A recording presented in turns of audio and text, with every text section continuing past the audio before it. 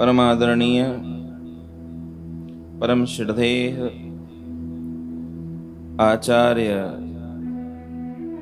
सद्गुरु स्वामी टेवराम जी महाराज, उन महापुरुषों का ये पावन चालीसा का उत्सव महोत्सव हम बहुत ही उत्साह से भाव से मना रहे हैं। और आज परम पावन सद्गुरु महाराज का शनिवार का दिन,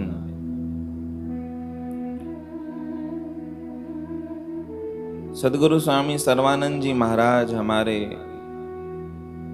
दूसरी पातशाही, उनके पास कुछ प्रेमी आए, कहने लगे कि गुरु महाराज जी का जो जन्म उत्सव होता है वो साल में एक बार आता है। प्रेम से बोलो श्री राम।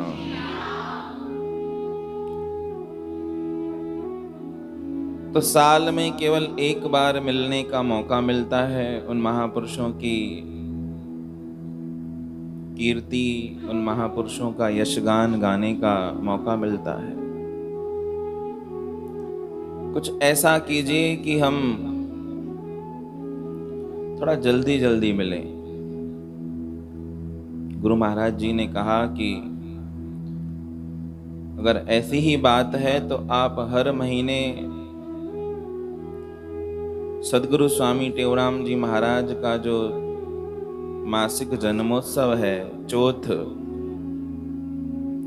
उस चौथ को आप गुरु महाराज के जन्म के रूप में मनाइए और हर महीने आपस में मेल मिलाप कीजिए, सत्संग कीजिए, मौज कीजिए, आनंद कीजिए। प्रेम से बोलो श्री राम। कुछ स्थानों पर फिर चौथ महोत्सव मनाए जाने लगे कि हर महीने की सिंधी चौथी तारीख, उस दिन गुरु महाराज जी का जन्म सब प्रेमी आपस में मनाते थे। प्रेम से बोलो श्री राम। अब दूसरे वर्ष जब सद्गुरु महाराज जी फिर उन प्रेमियों के पास पहुंचे तो गुरु महाराज जी ने पूछा कि अब हर महीने मनाते हो, अब तो आनंद होता है ना? प्रेमियों ने कहा कि हर महीने मनाते हैं, आनंद भी होता है, पर मन अभी भी नहीं भरता है। प्रेम से बोलो श्री राम। एक महीने में 30 दिन और एक दिन में 24 घंटे, घंटों की गणना करेंगे तो बहुत लंबा हिसाब है। तो 30 दिन हमको इंतजार करना पड़ता है, वेट करना पड़ता है। आप कुछ ऐसा मार्ग प्रशस्त कीजिए कि ये जो आनंद है ये थोड़ा और बढ़ जाए। प्रेम से बोलो श्री राम। तो सद्गुरु महाराज जी ने उनको कहा कि ठीक है, अगर ऐसा ही है तो जो हर महीने की चौथी तारीख है वो तो मनाओ ही मनाओ, पर उसके साथ जो हर हफ्ते में शनिवार का दिन आता है ये भी गुरु महाराज के जन्म के रूप में मनाओ। अब साल से महीने, महीने से उस सप्ताह पर आकर बात पहुंच गई। प्रेम से बोलो श्री राम। तो हर हफ्ते, हर सप्ताह के इस शनिवार को हम सब जिज्ञासु, हम सब प्रेमी, हम सब श्रद्धालु उन महापुरुषों की कीर्ति, उन महापुरुषों का यशगान करते हैं, जन्म मनाते हैं। परंतु इससे भी अगर मन न भरे, इससे भी अगर अंतर का वो उत्साह खाली रह जाए, तो संत बोलते हैं कि महापुरुषों का जन्म रोज होता है। नित्य प्रति भगवान के जो वो प्यारे होते हैं उनका रोज जन्म है, वो कभी पुराना नहीं होता, नित्य नूतन होता है। तो ऐसे हमारे आचार्य श्री, जिनका पिछले 25 दिनों से हम जन्म मना रहे हैं। विचार कीजिए कि किसी भी साधारण व्यक्ति का जन्म क्या इतने दिन मना सकते हैं? जिसका जन्म होगा वही स्वयं उब जाएगा। 1 दिन ठीक है, 2 दिन ठीक है, 3, 4, 5, 10 दिन बहुत हो जाएगा। रोज रोज वही बर्थडे, जन्मदिन, वही बातें, तो मन क्या हो जाता है? भर जाता है। ये संसार का एक बहुत वास्तविक सत्य है कि संसार की कोई भी क्रिया वो पहले बहुत अच्छी लगती है, परंतु उसमें जब हम प्रवृत्त होते हैं, उसमें जब हम प्रवेश करते हैं, तो वही क्रिया से हमारा मन भर जाता है। तो फिर कोई भी क्रिया हो, XYZ, कोई भी क्रिया हो, कोई भी काम हो, संसार की कोई भी इच्छा हो, संसार की कोई भी परिस्थिति हो, संसार की कोई भी स्थिति हो, जब तक अप्राप्त है तब तक बहुत अच्छी लगती है। किसी अमुक स्थान का नाम सुना, हृदय में बात आ गई कि उस अमुक स्थान पर जाना चाहिए, उस स्थान पर जाकर हमको घूमना चाहिए, रहना चाहिए। अब जब तक वहां पर नहीं गए थे, मन केवल उन्हीं चिंतनों में, उन्हीं संकल्पों में, उन्हीं विकल्पों में लगा रहता है। मन कहता है आज नहीं कल, कल नहीं परसों, पर जाना जरूर है। वहां जाकर ये करेंगे, वहां जाकर वो करेंगे, वहां जाकर इससे ऐसा काम करवाएंगे, बहुत बातें होती हैं।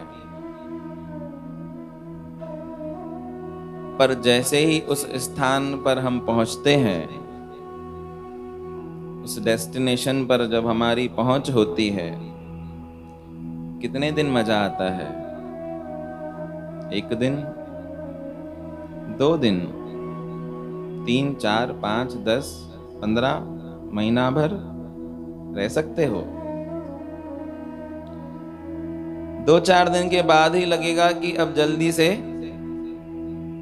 यहां से चलना चाहिए।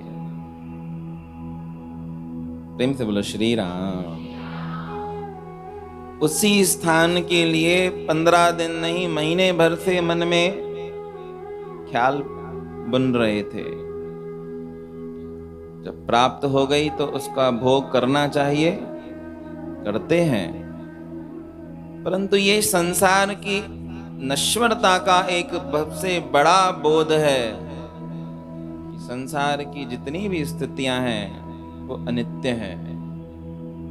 उनमें एक सीमित अवधि तक ही रस आ सकता है, पूरा निचोड़ ले हम, उससे ज्यादा कुछ नहीं कर सकते। प्रेम से बोलो श्री राम। परंतु जब परमात्मा का रस जीवन में उत्पन्न होता है, अनुभूति जब यही आध्यात्मिक होती है, यही सुख, यही आनंद जब परमात्मा के नाम से आने लगता है, तो संत महात्मा गाते हैं, बताते हैं कि इस रस से कभी भी जीवन में उपरामता नहीं आ सकती। कितना भी निचोड़ लो, ये दिन प्रतिदिन बढ़ता जाएगा। जिस प्रकार दूज का चांद होता है, वो अमावस्या का चांद होता है, वो नित्य प्रति एक एक कला से बढ़ता जाता है और पूर्णिमा में आकर वो अपनी संपूर्ण सहज अवस्था तक पहुंच जाता है। ऐसे ही परमात्मा का, गुरु का, संतों के प्रति जो हमारा भाव होता है वो अमावस्या के चांद के समान होता है, होना भी चाहिए। कि जिसमें प्रथमा, द्वितीया, तृतीया अलग अलग कलाएं हैं चंद्रमा की। प्रथमा तो है ही नहीं, अदृश्य है। द्वितीया से ही वो दृष्टिगोचर होता है, दूज से ही वो दिखता है, जिसको हम सिंधी सब चांद के रूप में मनाते हैं। सिंधी में चंद्र चंद्रा है, अर्थात बीज से वो चंद्रमा दिखना शुरू होता है। प्रेम से बोलो श्री राम। तो ये तो हो गया परमात्मा का प्रेम, ये हो गया अध्यात्म की वो बातें। संसार का आकर्षण इससे विपरीत होता है। संसार का आकर्षण, संसार का प्रेम, संसार की सभी प्रकार की जितनी भी अवस्थाएं हैं, बातें हैं, वो इससे विपरीत होती है। वो होती है पूर्णिमा के चांद के समान। अब पूनम का चांद कैसा होता है? अपनी संपूर्ण सहज अवस्था में चांदनी रात कैसी जगमग रोशनी करती है। तब जब प्रथम बार हम किसी से भी समकालीन होते हैं, समकक्ष होते हैं, संपर्क में आते हैं, किसी भी परिस्थिति का हमको सामिप्य मिलता है, तो हम चांद उस पूनम के समान भर जाते हैं, बहुत खुश हो जाते हैं। उस खुशी का कोई ठिकाना नहीं रहता है।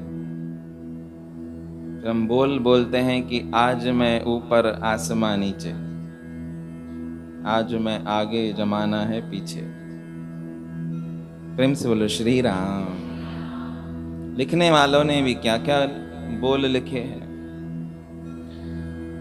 धीरे धीरे वो पूनम का, वो पूर्णिमा का चांद कहां पर जाकर खत्म होता है? वो चांद खत्म होता है वापस उसी अमावस्या पर, जहां पर कुछ भी नहीं होता है। ये वास्तविक सत्य है। ये एक प्रोसेस है हमारे मन का, तभी तो मन भटकता है हमारा। हमारे मन को नानात्व चाहिए होता है, एक जगह अटका नहीं रहता है। आज ये चीज अच्छी लगेगी, कल उसी चीज से नफरत हो जाएगी, फिर वो दूसरी चीज में आ जाता है, परसों तीसरी, दिन बाई दिन, दिन प्रतिदिन वो बदलते ही जाती हैं। प्राय इस शब्द को जो योगी होते हैं वो उपयोग में लाते हैं कि इस संसार में नानात्व है। प्रेम से बोलो श्री राम। और उसी नानात्व की स्थिति से संत महात्मा हमको उस एकत्व की स्थिति का बोध कराते हैं कि अपने मन का जो भटकना है, उस भटकाव को आकर आप यहां पर समाप्त कर दो। और वो जब भी समाप्त होगा, मन का भटकना जब भी समाप्त होगा, वो संसार में नहीं होगा, वो परमार्थ में ही होगा। प्रेम से बोलो श्री राम। पर इस स्थिति का, इस वास्तविकता का बोध वो हमको अभी नहीं होगा। प्रेम से बोलो श्री राम। दो चार धक्के खाएंगे, दो चार जगह गफलत में गलतान होंगे, दो चार जगह से ऐसे प्रतिकूलता की सब बातें हमारे जीवन में आएंगी। अर्थात कहने का तात्पर्य बस इतना ही है कि जब तक चोट नहीं खाएंगे तब तक कितना भी समझाएं, कितना भी बुझाएं, बात समझ में आने वाली नहीं है। यही मन का स्वभाव है। हे मन मुहिंजो बांदर बुछड़ो, अचेस ना आराम अदा। गुरु महाराज जी भजन के माध्यम से बोलते हैं कि हमारा मन कैसा है? हमारा मन है मरकट के समान। मरकट समझते हो? बंदर। अब बंदर का क्या काम होता है? कभी इस डाल पर, कभी उस डाल पर, कभी इस पेड़ पर, कभी उस पेड़ पर। एक जगह कभी भी उसको विश्राम नहीं मिलता है। ऐसे ही हमारे मन की भी स्थिति है। हमारे मन को भी कहाँ एक जगह आराम मिलता है। एक बार एक जिज्ञासु कबीरदास जी महाराज जी के पास आया। कबीरदास महाराज उस जमाने के बहुत पहुंचे हुए संत थे। तो उनसे विनती करी, उनसे प्रार्थना करी कि आप ना हमें नाम की दीक्षा प्रदान करें। क्या दें? नाम की दीक्षा। उस शब्द का मेरे जीवन में भी प्रवेश होना चाहिए, आप कृपा करो। कबीरदास जी महाराज ने देखा कि जिज्ञासु है, सरल लग रहा है, दे दिया। थोड़े ही पुरुषार्थ में दे दिया। प्रेम से बोलो श्री राम। अब वो नाम लेकर अपने घर चला गया। कुछ दिन गुजरे, हफ्ता 2 हफ्ता गुजरा। वो जिज्ञासु वापस कबीरदास जी महाराज के पास आया, प्रणाम किया, चरणों पे अपना सर नवाया और बड़े ही नम्रता पूर्वक एकदम छोटे स्वर में कहने लगा कि आपने ना जो नाम दिया था, वो नाम मैं आपको वापस लौटाने आया हूं, मुझे नहीं चाहिए। प्रेम से बोलो श्री राम। कबीरदास जी महाराज ने देखा, आश्चर्यचकित हो गए। नाम भी कभी कोई वापस किया जाता है क्या? क्यों वापस करना है भाई? तो जिज्ञासु कहने लगा कि ये नाम मैंने लिया इसलिए था कि अपने मन को वश में कर सकूं। ये मन मेरा जो भटकता रहता है ना, इस भटकाव का खत्म हो जाए, ये भटकाव खत्म हो जाए, तभी मैंने आपसे नाम लिया था। पर मैंने देखा कि जब से आपसे नाम लिया है ये और भटकता है। मैं जपने की कोशिश करता हूं, ये घूमता जाता है। प्रेम से बोलो श्री राम। मुझे ये नाम, ये शब्द नहीं चाहिए। कबीरदास जी महाराज लिखते हैं, माला तो कर में फिरे, मनवा फिरे चहुआ। माला तो कर में फिरे और मनवा कहाँ फिरे? चारों। ये हमारा हाल होता है।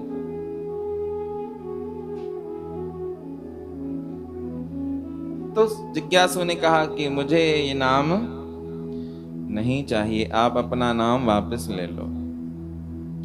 कबीरदास जी महाराज ने कहा, ले लेंगे, थोड़ी देर बैठो हमारे साथ, मुझे एक काम है वो मैं कर लूं, उसके बाद ये नाम भी आपका वापस ले लेंगे। अब नाम भी कभी वापस लिया जाता है क्या?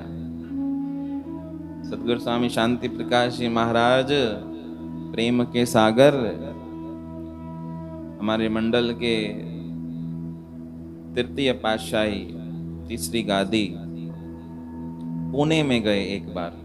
पुणे शहर देखा है ना, सुना होगा। पुणे शहर में सत्संग कर रहे थे। एक अचानक से वृद्ध माता, बूढ़ी माता आई। स्वामी जी को कहने लगी कि महाराज श्री पलाव पहनो, अरदास करो कि जल्दी मर जाए। प्रेम से बोलो श्री राम। उस माता की बात सुनकर गुरु महाराज जी हंसने लगे। भाई मरने का थोड़ी ना, संत तो जीने का पलाव पहनते हैं, मरने का पलाव हम क्यों पहने। तो माता ने भी थोड़ा आग्रह किया कि आप पलाव पहनो, अब कुछ चाहिए नहीं संसार में, सब हो गया है, जल्दी भगवान को प्राप्त हो जाए ना। स्वामी जी ने कहा ठीक है। वो माता गुरु महाराज को नमस्कार करके चली गई और जाकर अपने पड़ोसिन को बात बताने लगी कि आज ना मैं संतों के पास गई थी और संतों से ये मैं अरदास करवा के आई हूं कि जल्दी। प्रेम से बोलो श्री राम। अब जो वो पड़ोसिन थी वो थोड़ा संतों को जानती थी, उन्होंने भक्ति कर रखी थी, थोड़ा बहुत जीवन में परमार्थ का ज्ञान था। तो जैसे ही ये बात सुनी तो वो हाय तौबा करने लगी कि ये क्या करके आई है। तुझे पता नहीं है कि संतों के पलाव, संतों की अरदास वो परमात्मा सुन लेता है, और अगर तेरी अरदास परमात्मा ने सुन ली, पलाव जो पहनवा के आई है वो परमात्मा ने सुन लिया, तो आजकल में ही खेल खत्म हो जाएगा। प्रेम से बोलो श्री राम। फिर क्या करेगी, आजकल में जाना है क्या तुझे। माता कहने लगी कि मुझे थोड़ी ना कोई जाना है रियल में, मैं तो ऐसे ही बोल के आई थी।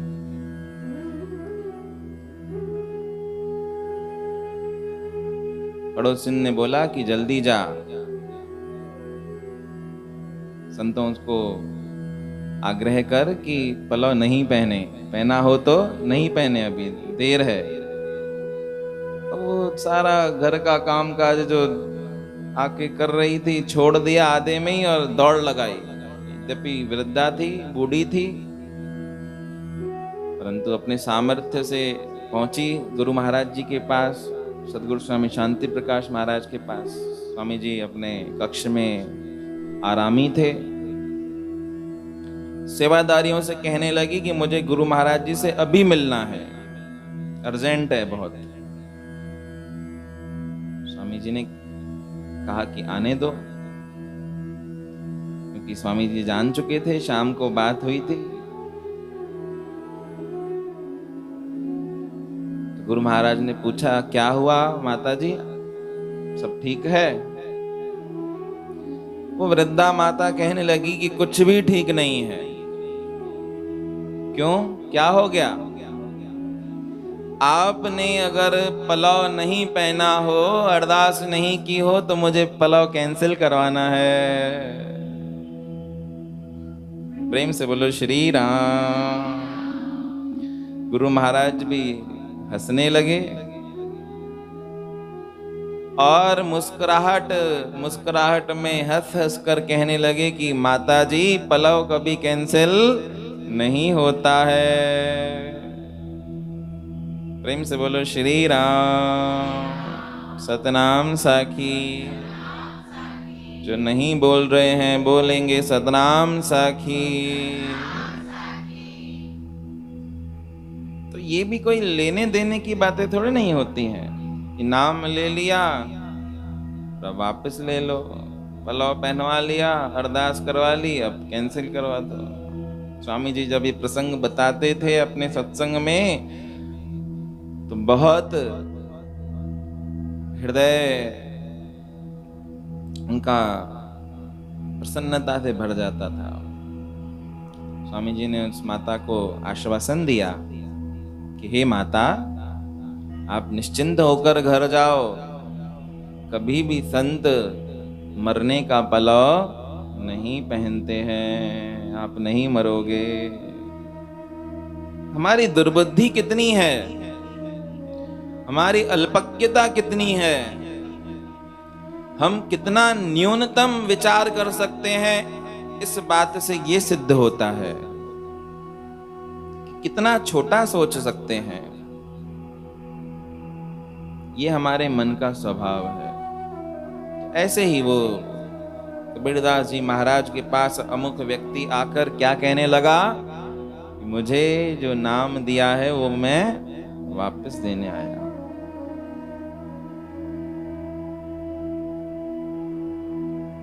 प्रेम से बोलो श्री राम। कबीरदास जी महाराज ने कहा कोई बात नहीं, वापस ले लेंगे, 2-4 काम हम कर लें, आप बैठो, फिर वापस ले लेंगे। वो भी कबीरदास महाराज भी पहुंचे हुए संत थे, वो थोड़ी कोई साधारण थे, पहुंची हुई हस्ती थे और जुलाहे का काम करते थे, कपड़े के बुनने का, चरखा चलाने का। अब कबीरदास जी महाराज ने